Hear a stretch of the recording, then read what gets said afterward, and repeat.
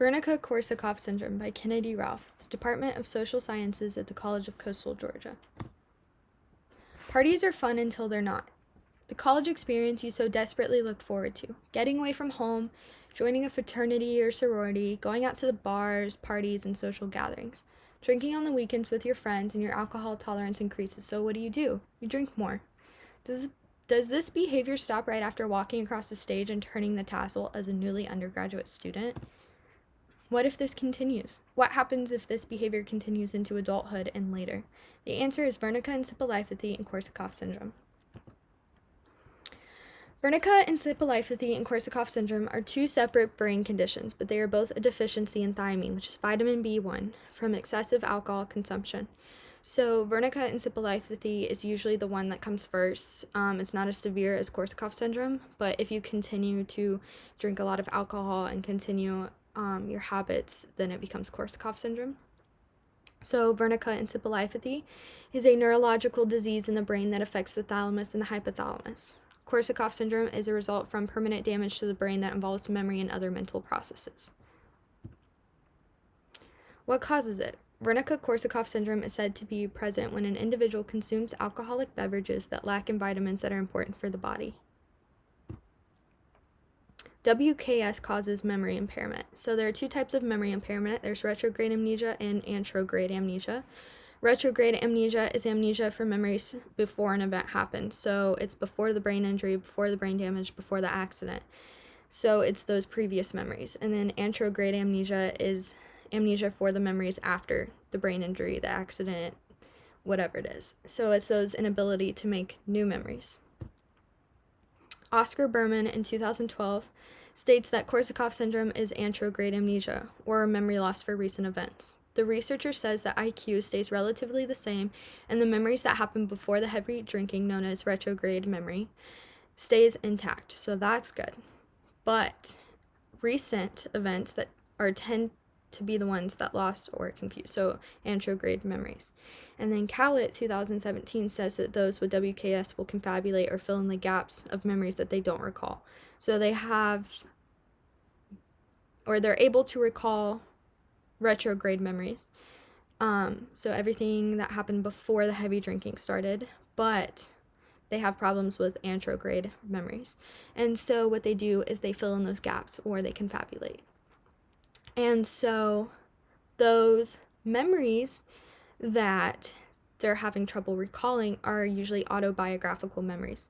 So it's like personal events that they're having trouble recalling, and it's not semantics or facts. So they know for a fact that the capital of Georgia is Atlanta. They know for a fact that the first president was George Washington. But what they can not remember is what they had for breakfast yesterday, or a conversation that they had with someone last night. So that's when they get a little confused, or they just start to fill in the gaps, and that's where that happens. So these researchers in 1990 did research on a 67-year-old woman with WKS, and they found that she would confabulate when recalling autobiographical memories, and she would try to preserve this with semantic memory. When an individual continues to deprive their body from important nutrients, this will result in deprivation of the brain, and the neurons will shrink or die in the dorsal-medial thalamus found in the prefrontal cortex. So, as we learned, if the neurons die or they shrink, you can't get that back. You can't make new neurons. And we learned that it was really important to have more dendrites, and because more dendrites means more branching and more connections, and so you're gaining more memories, you're gaining new knowledge, and that's really, really important and strengthens the brain overall. But if these die or they shrink, then you're losing those connections, and as the researchers are saying here, you're losing those memories.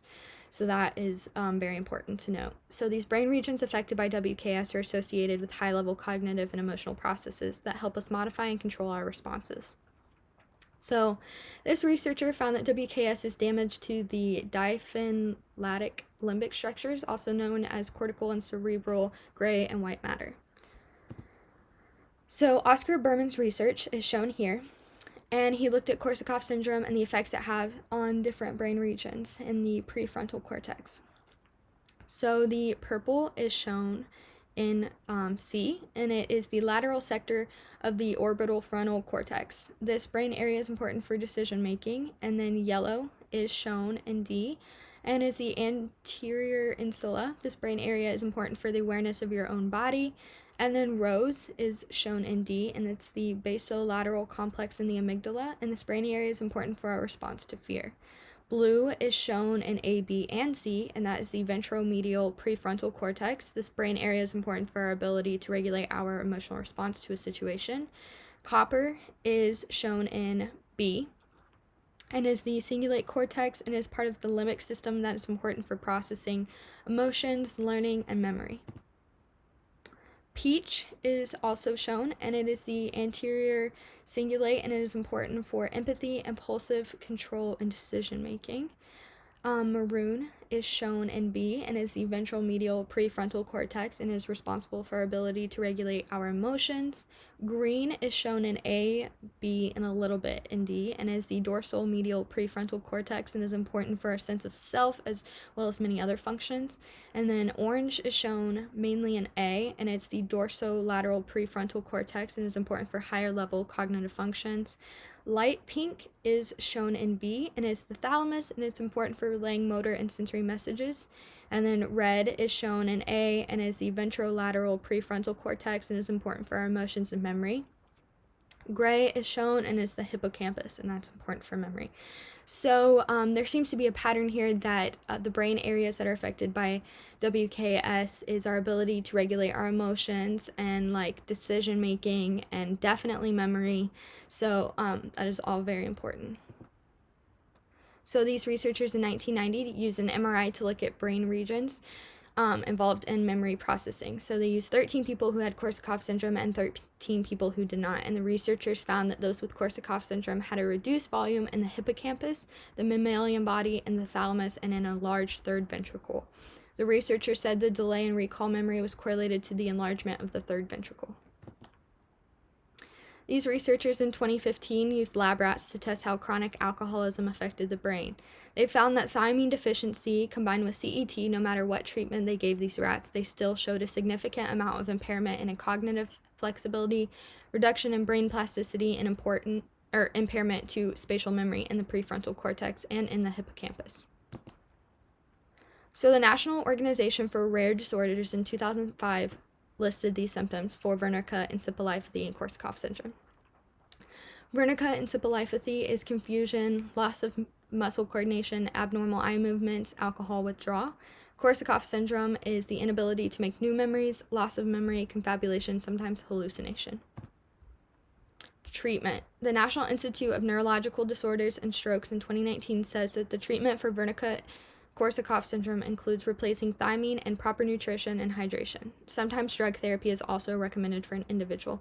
So it's very important to note here that when a patient comes in with WKS, that the most important thing to do right away is replace thiamine over anything else. It's more important than proper nutrition. It's more important than hydration. The most important thing is to replace thiamine. By stopping excessive alcohol consumption, this can help prevent further nerve and brain damage. And then Wernicke-Korsakoff syndrome can be treated. However, improving someone's memory takes time and is not always fully effective. Looking into the future.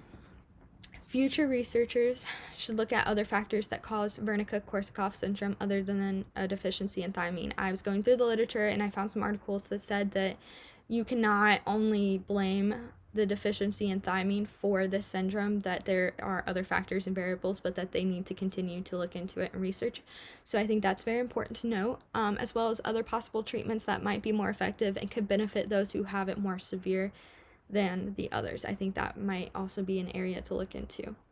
Future researchers should continue to look at brain regions that are affected by WKS and the impact it has. So I think that Oscar Berman and the other researchers I talked about did a really great job at showing the brain regions that were affected by WKS, but I think that if other researchers replicated this, it would just strengthen it even more. So I think that would be important. So some interesting facts is that WKS is also known as wet brain syndrome. Foods that are full of thiamine include beef, liver, dried milk, nuts, oats, oranges, pork, eggs, seeds, peas, and yeast. I just found that right off of Google. Some individuals might have a genetic predisposition to predisposition to develop WKS. Men are typically diagnosed more with WKS than women are, and more it's more prevalent between the ages of 45 and 65 years old.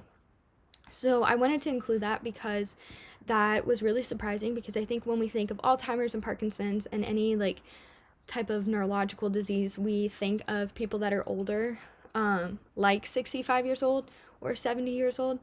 And I think this one is very interesting because 45 is the age of my dad, and so that's my parents and that's my grandparents, and I think that's really important.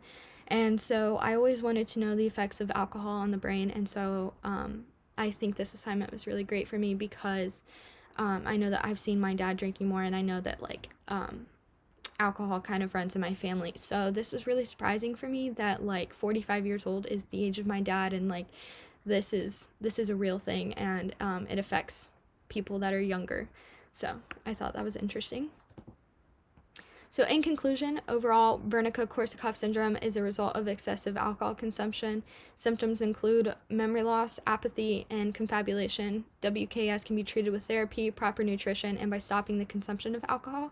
And if it's not treated, it can result in a coma or death. And then these are my references. And I would like to thank you so much for watching, as well as the researchers that have done so much research on Wernicke-Korsakoff syndrome. And I would also like to thank Dr. Ramos Nunez for everything that she's done and for encouraging us to get into the literature and do the research and just dive head into this research project. I really enjoyed it and I had a great time, and I feel like I really learned a lot. So thank you so much for watching.